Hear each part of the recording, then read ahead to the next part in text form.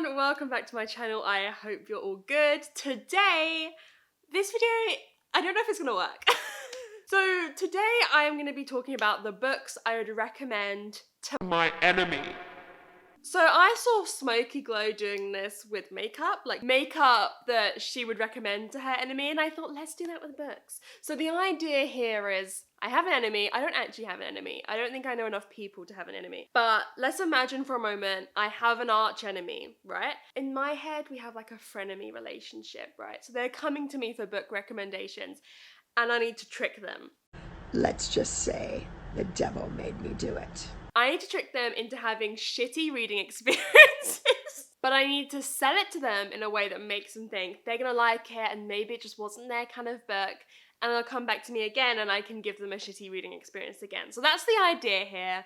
I want to have some evil energy. Let's get into it. Let's get into my reasoning. So first, so easy, Shadow and Bone. There's nothing wrong with my views or beliefs because I have freedom of speech and everything I'm saying is true. So easy. So easy. So this is especially easy because I bet, you know, my enemy has Netflix and they're like cruising on Netflix and they've seen this show called Shadow and Bone and like, oh, that's interesting. Maybe they've even watched it and they've liked it. And I'm like, oh my god, you should read the book. I've read the books. It's a whole series. You should totally read the series. Little do they know, it's not good. Plan succeeded. Watching the TV series has actually reminded me how annoying I find Alina. I'm actually like struggling to watch the show a bit because Alina is just hella annoying. Like, she's so annoying. Oh my god. In the book, Alina is one of the most annoying characters I've ever read. I'm gonna say it to them as well, that you should read this before you read Six of Crows. Because that's the reason I read Shadow and Bone trilogy, because I wanted to understand the Grishaverse better. I didn't understand it better. I still don't understand all the different Grisha things. I've just accepted I'm not going to understand all the different categories.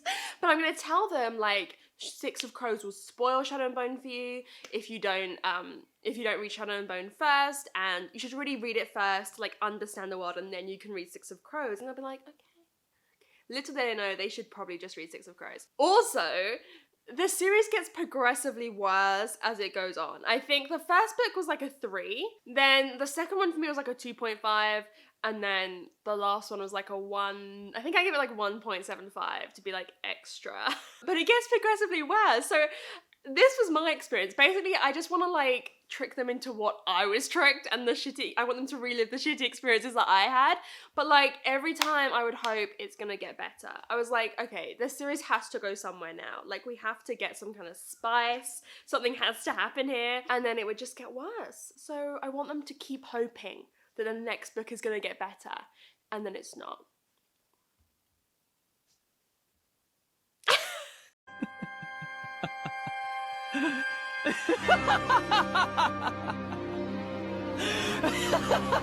Now, I'm a bit nervous about saying this because in my fantasy, like in my future fantasy, I become a best-selling author and Leigh Bardugo is like my mentor, like we're best friends. So if this video is no longer available on my channel, when that happens and my, you know, my fantasy becomes reality, we all know why. I will delete this. When I become best friends with Leigh Bardugo, because that's gonna happen. Delusion. Convince yourself. So the next one I would recommend to them is Turtles All the Way Down by John Green. Who remembers this? This was it for a moment. No one speaks about her anymore, rightly so. So I would tell this to them with relive your childhood nostalgia. Relive that John Green hype. I read every John Green book when I was like 13. I had them all. I bought a little box set. I really thought I was like a literary gal, you know, like all the like religious allegory and the Fault in Our Stars. I was like, Oh my god, I'm so intelligent. Me, aged 13, whenever anyone tried to tell me that John Green's books were basic and had no hidden meanings. I think I know more about American Girl than you do. You never get any American Girl style. that's the reason I read Turtles All the Way Down, was like I wanted to relive that childhood nostalgia. I say to this day, if John Green wrote, like, I know he's coming out with like a non-fiction book, but I mean an adult fiction book, I would read that. But I don't think I'm ever going to read his YA again because it's just a bit young. But I want him excuse me. I want him to come out with an adult book because I think his writing is great. It's just a bit stuck in the past. I'm like, let's shake it up. Shake it up. Gotta shake. I can't remember.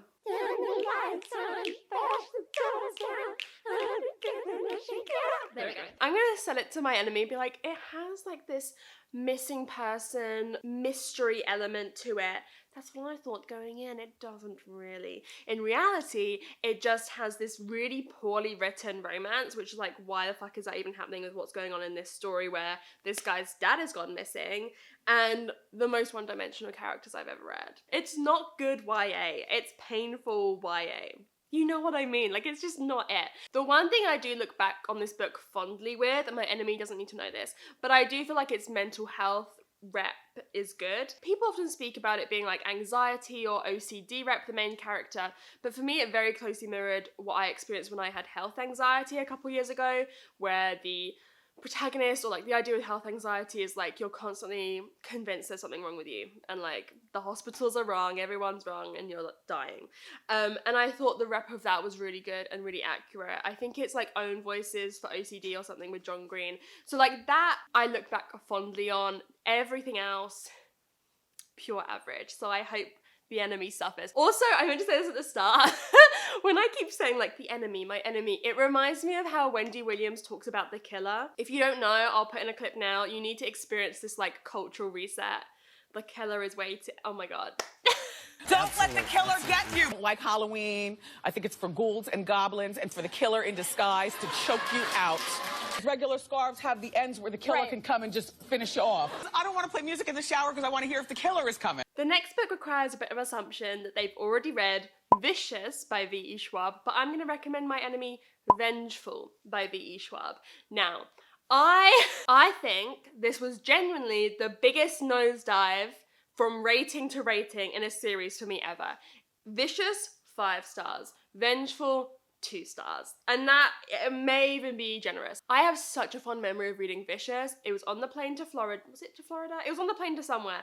And I read it in like one sitting and I was like, oh my God, this is literary masterpiece. It's a literary masterpiece.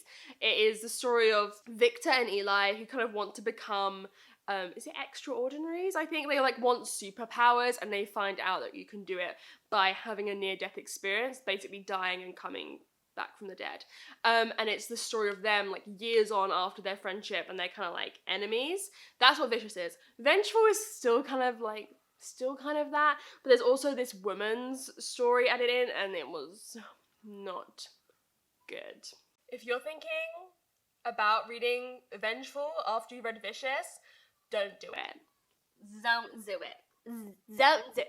Like, no. Don't do it. Don't do it.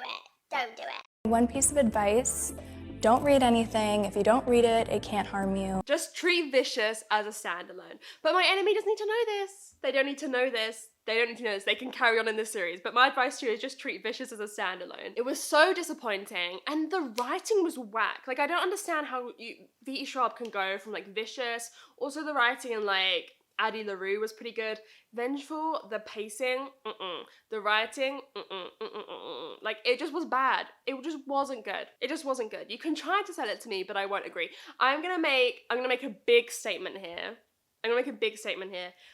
Arch Enemies by Marissa Mayer, the second in the Renegade series, is a better superhero book than Vengeful. Why would you say something so controversial yet so brave? The next book is another easy sell for me. I don't even need to work for this. Normal People by Sally Rooney. I don't think I've really spoken about this much because I read it like years ago, way before I had my channel. So like, I don't know what reception this has in the US, but in the UK, this was like it for a long time. Everyone read this. Like, I'm pretty sure a big proportion, particularly like women in their 20s and 30s, have read this book in the UK. It was it. I hated it. Now, this is another easy sell because it has the BBC adaptation that everyone loves. You will not catch me watching it. Like, I'm pretty sure my enemy, the killer, I'm pretty sure my enemy has heard of it. So it's like an easy sell for me. I don't even need to work on this. The reason they're going to be disappointed, and the reason that I was disappointed, was that I did not come here to read a book where these two characters are just fucking idiots the whole time. No, it's true. It's true. I have never been more irritated. The whole book is this couple who basically, I think they meet each other in like sixth form. They're like 16, they start going out then. And then like throughout university and their early adult life, they're kind of like coming back together and parting again and coming back together and parting again. And like, they are so fucking stupid. They are literally some of the most stupid characters I've ever read. I was so irritated. I was like, you guys need to talk to each other. It was miscommunication. Like, the trope miscommunication is this book. Like, that's all it is them not speaking to each other and explaining their feelings. I'm like, let's just talk, even just a little bit. We don't have to sit down and talk through all our feelings. Just give each other a hint about what you desire. Like, it was just so annoying. And the ending irritated me even further because some people were like, oh my god, it's so beautiful. It's like, you know, it's like they've grown so much as characters. I'm like, where do you see that? Because I don't. So I really want my enemy to suffer with this one. And then the last book I'm going to recommend to my enemy is If We Were Villains by ML Rio. Now, I very rarely write notes for videos, but like today I just felt like it. So I wrote some notes. The other ones, you know, I wrote like a few like, you know, bullet points. This one, I wrote, annoying people, fuck them, I hate them, worst characters ever. That was it. That's what I wrote for this. This is this dark academia murder mystery book about these like theatre students who hate each other but kind of like all fancy each other and want to fuck. And they are literally the most annoying characters I've ever read. Well, I just said that about normal people. Here's the thing. I can take annoying characters. In fact, I love like unlikable characters, but you gotta give me something. These characters, you're theatre students, give me something. They gave me nothing. Where's the flavor? Where's the flavor in this? They gave me nothing. They were so boring. So boring. And like the plot didn't go anywhere. It was just a bad book, in my opinion. But people love it. People love dark academia. I can sell it on that. I can sell it by being like, listen, you want to read more dark academia? Read If We Were Villains. It's like The Secret History. It's not like The Secret History. The Secret History is like 200 times better. But they can believe it's like The Secret History. So that's the end of this video. I get that it was a bit weird, but I actually kind of like, it felt a bit cathartic. Like wanting to give the horrible reading experiences I had with these books to someone else. I actually had a lot of fun filming this, even though this was weird. Let me know down below what books you would recommend to your enemy. We can make a little list about the books we're going to give to our arch enemies. And if you got to the end of this video, comment like the smirking face emoji, like, we're sneaky bitches. Comment that emoji if you've gotten to the end, and as always, thank you so much for watching, and I will see you very, very soon. Bye!